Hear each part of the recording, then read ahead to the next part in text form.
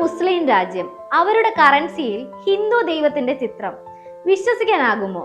ലോകത്തിലെ ഏറ്റവും വലിയ മുസ്ലിം ഭൂരിപക്ഷ രാജ്യമായ ഇന്തോനേഷ്യയുടെ കറൻസിയിലാണ് ഹിന്ദു ദൈവമായ ഗണപതിയുടെ ചിത്രം. ഇന്തോനേഷ്യൻ റുപ്യ എന്ന പേരുള്ള ഈ കറൻസിയുടെ ചരിത്രം അല്പം കൗതുകകരമാണ്.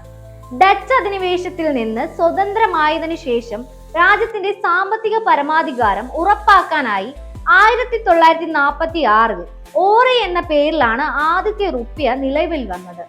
തുടർന്ന് പലതവണ മാറ്റങ്ങൾക്ക് വിധേയമായെങ്കിലും ലോകമെമ്പാടുമുള്ള കറൻസികളിൽ നിന്ന് ഇന്തോനേഷ്യൻ റുപ്യയ്ക്ക് ഒരു പ്രത്യേകതയുണ്ട്. കാരണം അവരുടെ നാണയങ്ങളിൽ ഹിന്ദു ദൈവമായ ഗണപതിയുടെ ചിത്രം ആലേഖനം ചെയ്തിട്ടുണ്ട്. മുസ്ലിം ഭൂരിപക്ഷ രാജ്യത്ത് ഇത് എങ്ങനെ സംഭവിച്ചു? 9ാം നൂറ്റാണ്ട് മുതൽ 15ാം നൂറ്റാണ്ട് വരെ ഇവിടെ നിലനിന്നിരുന്ന ശ്രീ വിജയ മജാപാഹിത് തുടങ്ങിയ ശക്തമായ ഹൈന്ദവ ബുദ്ധ സാമ്രാജ്യങ്ങളുടെ സ്വാധീനം ഇന്നും മായാതെ നിലനിൽക്കുന്നു. ബാങ്ക് ഓഫ് ഇന്തോനേഷ്യ പുറത്തിറക്കിയ പഴയ 20,000 രൂപയുടെ നോട്ടിലാണ് ഈ കൗതുകമുളവാക്കിയ ചിത്രം ഇടം നേടിയത്.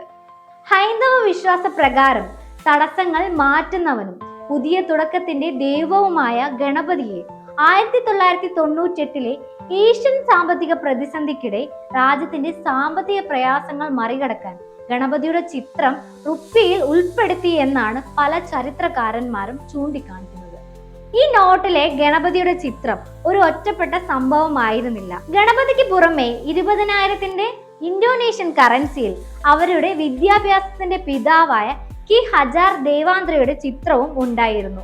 അദ്ദേഹത്തിന്റെ മുദ്രാവാക്യങ്ങളിൽ ഹൈന്ദവ തത്വചിന്തയുടെ സ്വാധീനം പ്രകടമായിരുന്നു. കൂടാതെ ഇന്തോനേഷ്യൻ നോട്ടുകളിലും നാണയങ്ങളിലും ഇന്നും വിഷ്ണുവിന്റെ വാഹനമായ ഗരുഡനെ രാജ്യത്തിന്റെ ദേശീയ ചിഹ്നമായി ഉപയോഗിക്കുന്നുണ്ട്.